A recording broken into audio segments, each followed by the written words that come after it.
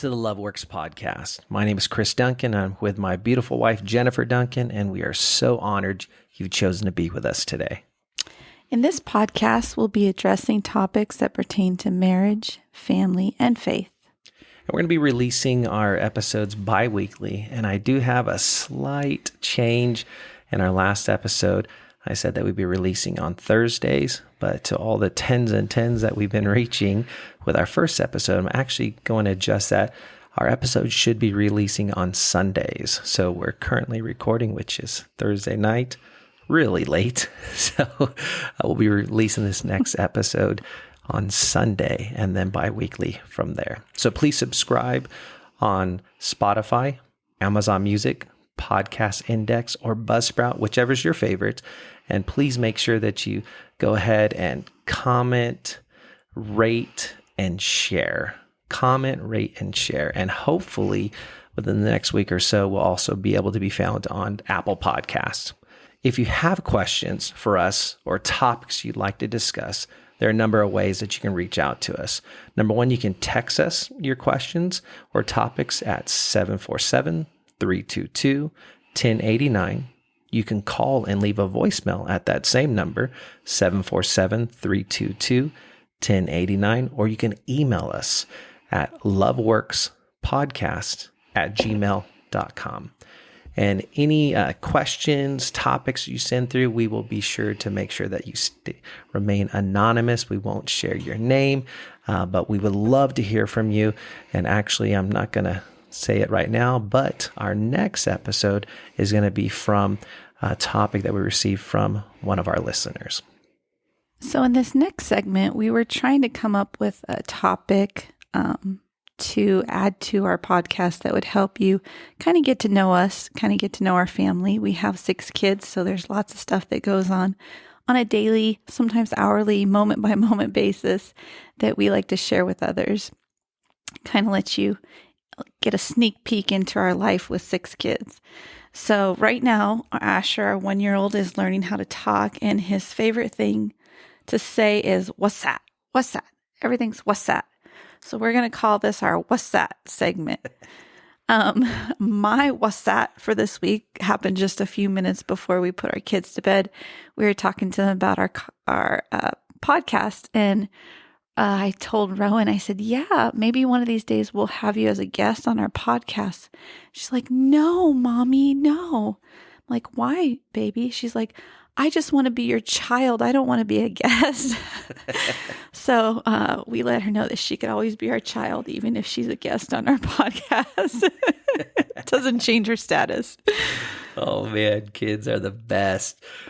So my "What's that?"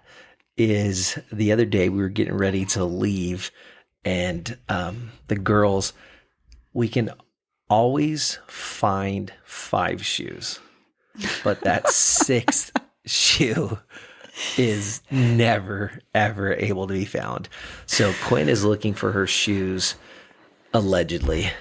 We know how 6-year-olds look, but she has one. She has one of the shoes. She can't find the other one. And so Jen is trying to get the other girls to help. And so Harper walks up and Jen tells Harper, she says, if you help Quinn find her shoe, you can have a piece of chocolate. And so Harper's like, okay. Harper walks upstairs, looks for the shoe, comes back down. Looks loosely. Yes. We'll say she glanced around. Looks is being used very loosely. Comes back down without the shoe. I'm watching this whole thing, though. She gets to the bottom of the stairs. She looks down at her own feet and realizes, hey, I have 2 shoes. Takes off one of her shoes, hands it to Quinn, and then tells Jen, all right, where's my chocolate? She's like, I could go without a shoe for chocolate. So that's our segment of What's That for this episode.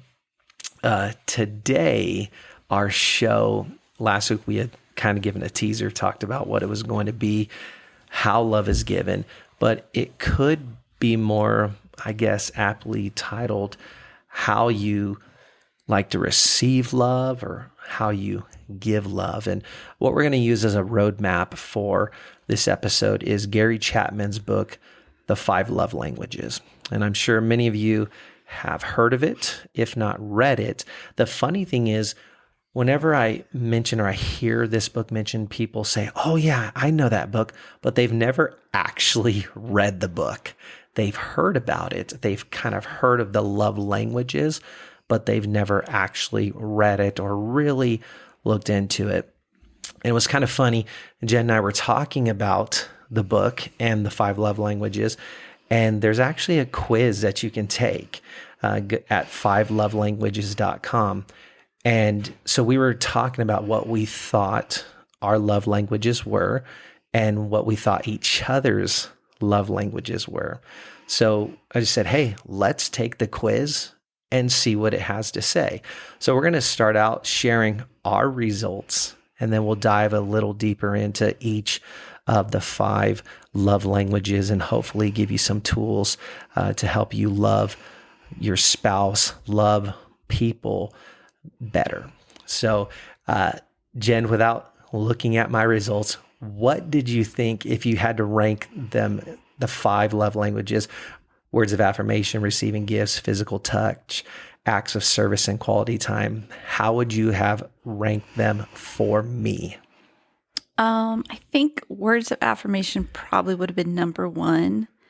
I would have said receiving gifts was number 2. Then quality time. I would have actually put acts of service, and I would have put physical touch last. All right. So what was mine? So she actually had physical touch last and acts of service for mine. So she said words of affirmation, receiving gifts, quality time, acts of service, and physical touch. And what mine? So his actual results were he was 33% was words of affirmation, 30% was quality time, 20% was receiving gifts, 17% physical touch, and 0% acts of service. 0. So Jen instantly said, so that means I never have to make dinner again, clean the house, do any of this because you don't care. I'm going to leverage this. That's not what that means. I tried. And so with Jen's, I would have ranked them in this order for her. I would have said acts of service number 1, physical touch number 2, quality time number 3, words of affirmation number 4, and receiving gifts number 5. And what her actual results were: words of affirmation at 37%, number 1, acts of service at 30%, number 2, quality time 23%, physical touch number 4 at 10%, and receiving gifts 0%.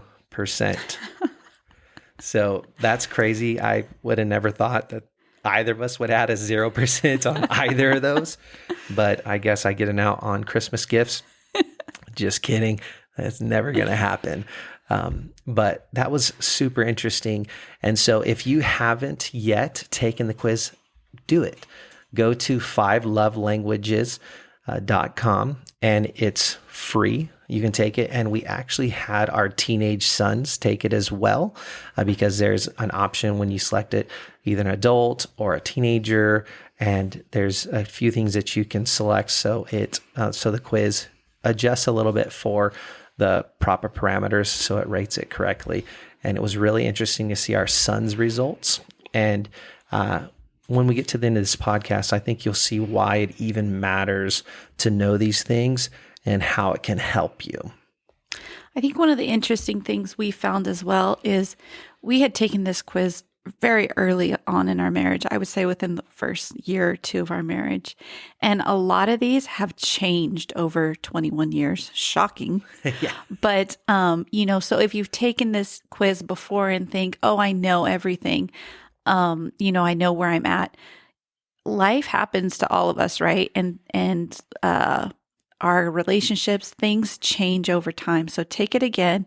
It really is neat to see it, and it's going to give you a lot of help when you're dealing with your spouse.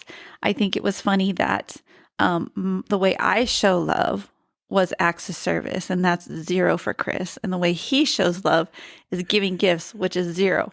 So we do really good, obviously, at showing it to the point where the other person is like, okay, just stop. I don't want it anymore. We are overwhelming each other with love. So we're going to do better with words of affirmation. Man. So yes, please take the test and have your spouse do it, your partner do it, your kids do it, so you can make sure that you're loving them properly. Because I think that's a big key. A lot of times we love people in the way that we think they want to be loved and the way that we think we can show love. I think I love buying gifts for people. The way that I was raised, we didn't have very much money at all. We was never able to buy people gifts. I don't ever remember going to a birthday party and actually being able to give a gift to anybody. It was just, how it was. So for me, purchasing gifts for people was always something that I love to do. But again, Jen, she likes gifts, but receiving gifts is not a big deal to her. And so actually, I would buy gifts that I thought she would really like. And I could tell once I got it, man, I like this much more than she likes it. So I do now. I've adjusted and actually listen when it comes time for her birthday or anything else. And if she mentions anything once, if she shows me something, says, you know what, this is really cute, I like that, I buy it, because she's never going to say anything ever again about it, but that means that she wants it. So. All right, so we're going to go ahead into our topics. The first topic we're going to address, since it was so important to both of us, is going to be words of affirmation. And I can say this is a big one for me. I would have selected this at the top. And I think for a lot of men, words of affirmation is definitely going to be in the top there, 1 or 2. Some people's love language is words of affirmation, and they may simply desire to hear positive words of reinforcement from their partner. How can you speak this language? When you're talking about the positive things, when you're, the day's going great, everything's wonderful, and you're in love with your spouse and you're feeling everything, use encouraging words, use powerful words, use kind words. Think about what you're saying and how it's being received. Sometimes we can say things. I think a lot of times, this is kind of gender stereotyping, but I think a lot of times women can say things harsher to men, feeling like men won't receive it the wrong way. But men are still emotional beings just like we are, and they still can get hurt by our words. So it's very important that we're careful with how we respond to one another, and careful and intentional in making sure that we're encouraging our spouse, that we're telling them how much they mean to us, that we're telling them that they're a good spouse, that they're a good parent, that they're a good provider. Whatever it is that made you fall in love with that person, make sure that you're reminding them. When things aren't going great, when you're really upset at that person, when you're in the middle of a disagreement, make sure not to use demanding words. Make sure not to use discouraging words. These are all the D words. Oh, no. Do not use destructive words. These are things that can't be taken back. We've all heard that growing up. You can't take words back. And once they're said, they're out there. And even if you apologize, it's still stuck in that person's head. They're not going to forget those things, and it's going to become a part of them. So it's so important that we're careful when we have someone who words of affirmation is very important to them. We're very careful and intentional with our words and making sure that we're not saying things in the heat of moment or that we're not just saying things just to like say them. You and your spouse know each other. You know when they're just saying something out of routine because they feel like they need to say it. Say things that mean something. Say things that will, they know that you're being authentic. Your words need to come from a place of genuine empathy and support. Focus on complimenting them versus criticizing them. And this goes for your partner. It also goes for your children as well. When you have a child where, their love language is words of affirmation, you've got to be so careful with what you say because you can destroy them with just one sentence that will get stuck in their minds, and they'll struggle with that for a long time. So it's very important that we're mindful of our words with words of affirmation, and we're constantly seeking to find the right words for whatever the situation is, and making sure that we're telling our spouse, our children, whoever we are talking to and interacting with on a daily basis, that we care about them and they're amazing. So good. I think a key there is genuine. Like Jen was saying, these need to be genuine words. They can't just be used kind of offhandedly, but you need to mean them because, like Jen said, we know each other. We know our spouses. We know when you're being genuine and when you're not. And when you're not being genuine and you try to use some of these words, it can even be, it's more hurtful than helpful because it's not coming from a place of true love and support. But don't use that as an excuse, like, oh, well, I can't be genuine right now, so I'm not going to say anything. Yeah, exactly. That's a good point. Find something to be genuine about. We can all do that. And yeah, it might take a little bit of extra work, but your spouse is worth that. Absolutely. And your marriage is worth that. Your relationship with your kids is worth that. Take the time to do it right. Put in the work because why? Love works. All right. Quality time. Quality time. That's the second love language that we're going to discuss. What does that mean? Quality time basically just means undivided attention. Undivided attention. Men, husbands, listen to this. All right. I'm going to speak directly to you because sometimes we do this more than our wives do. Putting the kids to bed and then coming and sitting on the couch and watching something on your TV or scrolling through reels while you sit next to your wife, that is not quality time. What if you're sharing reels with your spouse while you're doing that? Is that quality time? I'm just joking. Don't get hurtful, okay?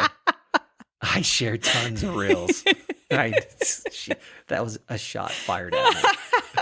I shared tons of reels. It's ridiculous. I need to go to a support group. But, yeah. But putting the kids to bed, scrolling through reels, sitting next to each other, that is not quality time. Quality time is spending time together and focusing your attention on your spouse, not simply being in the same room with each other, but you want to focus on them. That's why this is a good analogy. That's why there are couples that can go on like a 2-week vacation. They can be on the same vacation. They come back and one of them says, man, I wish we would have spent more time together. And the other one's thinking, we just spent 2 weeks together. What are you talking about? But did you really spend time together? Did you really spend quality time together? Or were you always hanging out with friends or people that you met or even your kids? But did you really take that time to focus on them, to spend that undivided attention on them? That's what quality time really is. That's what quality time is about. You don't have to spend the whole time gazing into their eyes, but you need to give your full attention. You need to make sure that they know that you're there with them and that you want to be there with them, and they're the most important person to you in that moment. Quality time can be a simple conversation.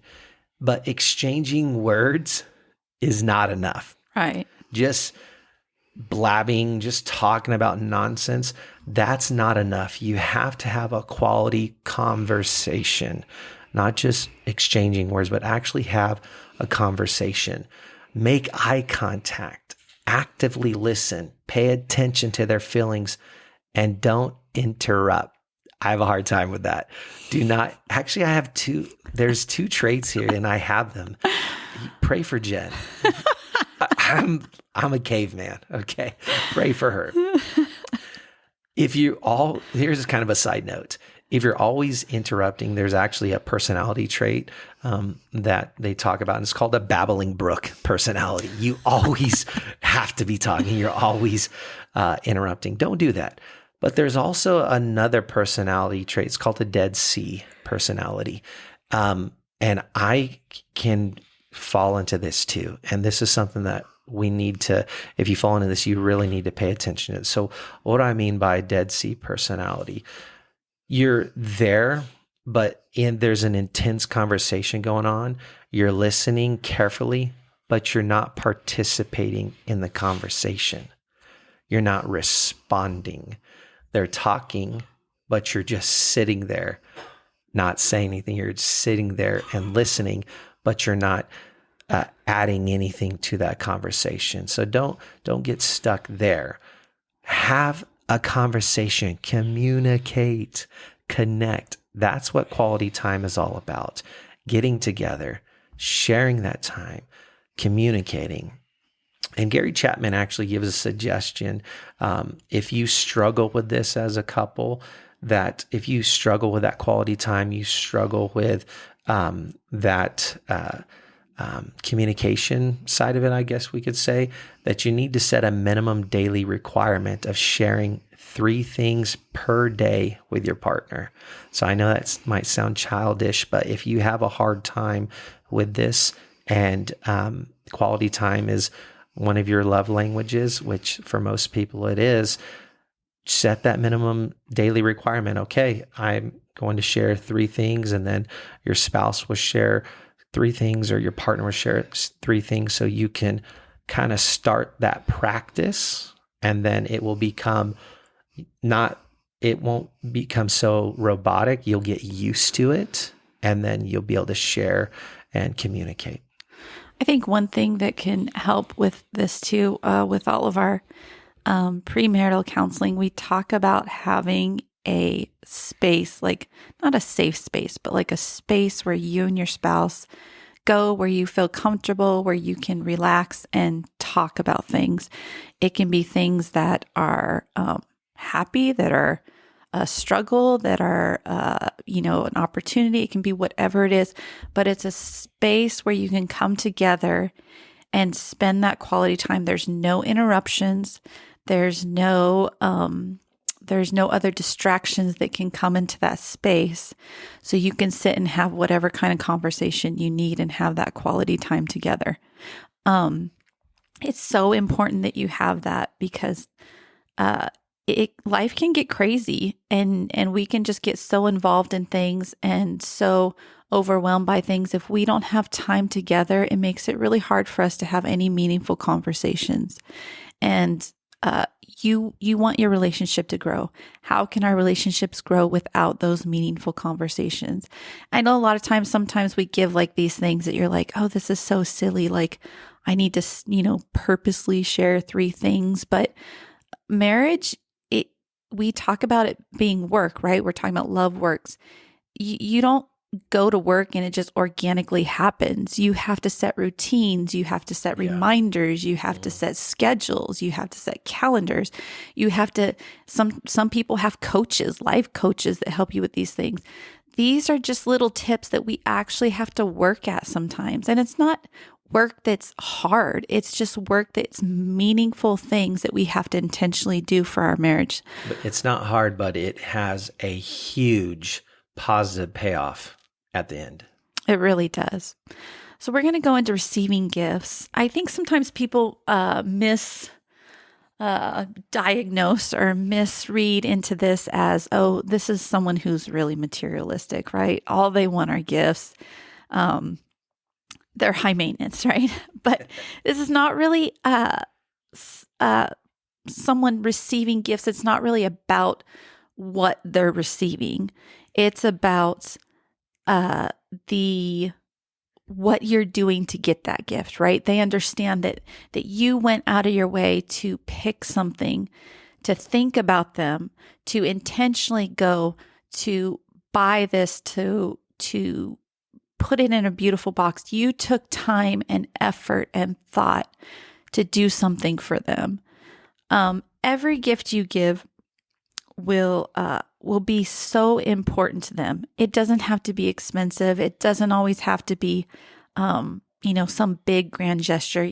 It's almost Christmas time, so we're going to be flooded with commercials about, cars, brand new cars with bows on them. I've been waiting for a lot of years for that. That's not going to happen here for a lot of years. With 6 kids, I don't think that's ever going to happen here. But here's the thing. It doesn't have to be a fancy car, right? It doesn't have to be something huge. It has to be something meaningful, though. It has to have meaning.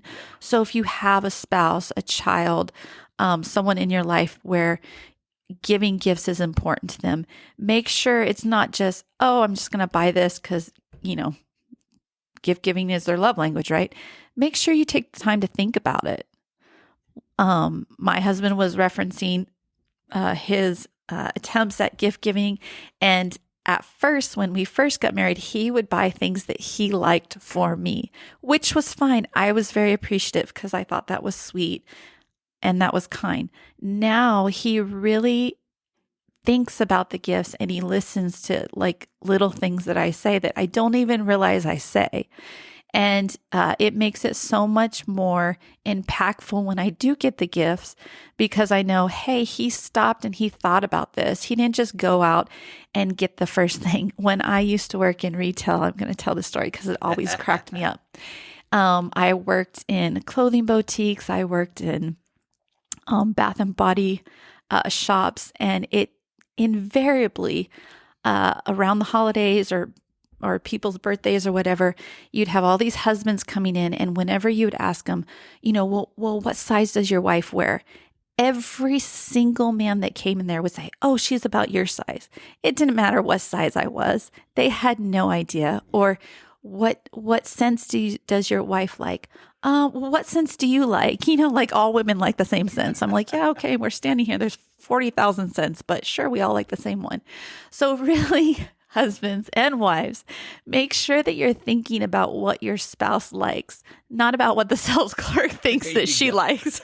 And on a side note, if you're terrible like me, when I purchase a gift, I need to give it right away. It is so hard for me to hold on to it.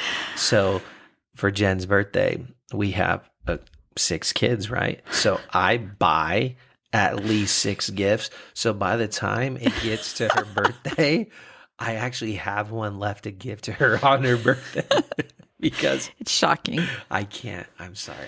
I just want to give it. I'm so excited about the gift that I've got. I want to give it away. That's fine too. It really doesn't matter the timing. It really doesn't. It's about the thought process and that you put the effort into the gift giving. If your partner's love language is receiving gifts, think of those gifts as a small investment into your relationship. Also, for your relationship to benefit from gift giving, it needs to stay consistent. So you can't give her gifts on her birthday and the 1 year, and then for the next 5 years, forget to get gifts, right? Giving gifts is important for that person. Absolutely. It needs to be consistent. You need to know, okay, every year on her birthday or every year. And it doesn't have to be just special occasions, right? We need to make sure that we're doing things throughout the year. And it doesn't have to be a gift like, oh, I need to buy like a specific thing. It can be flowers. It can be candy. It can be different things. We can think outside the box. There's so many things now that are available to us with the internet and all these different companies coming up with all these amazing different products. So it's really important, though, that we stay consistent with that. Absolutely. And just to kind of tag into that, it doesn't always have to cost money, right? You can do something It's kind of blending, I guess, the love languages, quality time, maybe words of affirmation, but the gift of your undivided attention, the gift of your attentiveness, your devotion, your love, those type of things. And while I'm thinking about words of affirmation, it just jumped into my mind when Jen was saying there's so many ways now to give and to do things. With words of affirmation, it doesn't always have to be spoken. You can text them. I mean, you can Right. message. So just to kind of go back to that point, maybe sometimes you struggle to verbally, like to put into words just how you're feeling, but you can just send that text message. It can't always only be text messages, right? But that's another way for you to share your words of affirmation. Even like a written card, something like that is, I think it's so special because sometimes, especially in today's day and age, we don't always take the time to sit down and write anything, right? I mean, it's very rare, but a little note, I have a little note that Chris wrote me several years ago, and it's on my bedside, and it's stayed there for several years because it meant so much to me. Anything like that, it does, like my husband said, it doesn't have to cost money, but just something to let them know, hey, I'm thinking about you. Here's a physical reminder that I was thinking about you. Absolutely. So moving along to number 4, acts of service.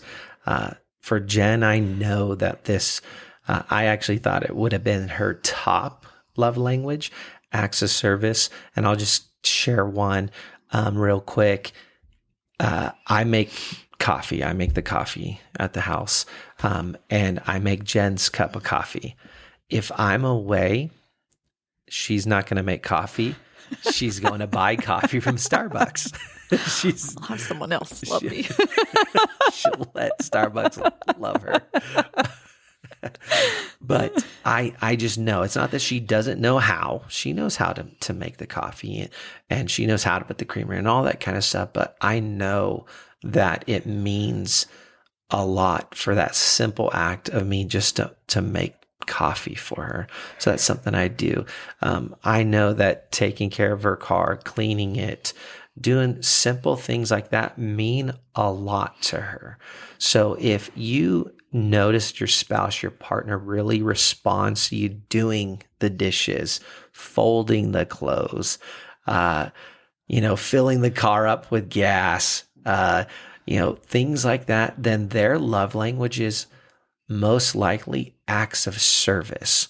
And so focus on that. Do those things. Do those.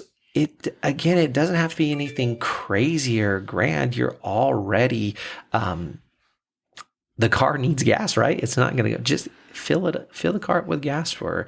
Do those things because it will go such a long way. And these acts, they don't have to take much time, but they have the power to make a huge positive impact on your marriage. And again, if this is your spouse's love language, your partner's love language, do it. Make sure that you're doing those acts of service. Make sure you're looking for those things that you can do for them. If I'm telling myself, I don't like to do stuff around the house. I don't. I don't like to fix things, hang cabinets. I don't like doing any of that. I hate it, to be quite honest. It's not that I can't do it. I've fixed our washing machine like 100 times. I probably shouldn't say that. You're like, dude, you're a cheapo. Buy a new washing machine. That thing's new. It's new, yeah. But I've fixed it so many times. I just hung cabinets. I can do all that stuff. I just don't like doing it. But I know maybe not fixing the washing machine is really an act of love. We all need clothes. So, but I know those things, they make Jen feel loved. They make her feel safe. They make her feel secure. When I'm taking care of her car, changing the oil, rotating the tires, changing the brakes, doing those little things for her, those make her feel love, make her feel secure, make her feel safe. And so I make sure that I do those things to make sure that she is feeling loved in the way that she wants to feel loved. Again, it's all about intentionality, right? We're making sure that we're thinking about that we're intentionally thinking about what our spouse needs. Every morning when we wake up, we need to try to make our spouse happy that they married us. And if you're focused on those things, if you're focused on pleasing your spouse, if you're focused on giving love to your children, it's going to be really hard for you to get thrown off course, right? It's going to be really hard for you to focus on something else. It's all about what we're putting our energy in and where we're putting our time in. If we are focused on doing positive things for our spouse, of making sure that we're finding what their love language is, it's going to make everything so much easier. And those little tiny things that irritate you, or they won't grow into bigger things because that's not where your focus is. You're not focused on the irritants. You're not focused on the flaws. You're focused on, how can I make their life better? How can I make them understand that I still love them, that they're still important to me? So good. And I'll say one more thing here, acts of service men. If you have small children and they're in diapers, let's lay aside the stereotypes that the wife always needs to change the diaper. Get down, change some diapers, okay? I hate when I hear guys say, I've never changed one of my kids' diapers, like it's a badge of honor. You're a sissy, change a diaper, okay? I've changed thousands of them. Have triplets, you'll have to do it anyways. The first one with Boston, I gagged. If phones didn't take videos back then, but if they did, there would be a video of it. I had to cover my. It was bad. It was bad. But just do it, okay? Just do that. Acts of service, show love. The next and final topic we're going to talk about is physical touch. Ooh, yeah. If your partner's love language is physical touch, it can be easy to communicate through simple acts like kissing, holding hands, rubbing their back, all those different things. The key here is to learn how your partner wants to receive physical touch. So some people are more comfortable with different ways, right? We all know that, or hopefully we all know that. Our 10 viewers, our 10 listeners, hopefully you know that. It's not always going to be the same for everyone. You may like to hold hands, but your spouse may like to put their arms around you. So make sure you know what makes them feel loved, what's important to them, and how they want to be touched. You don't have to put much effort into it, but this is worth the effort.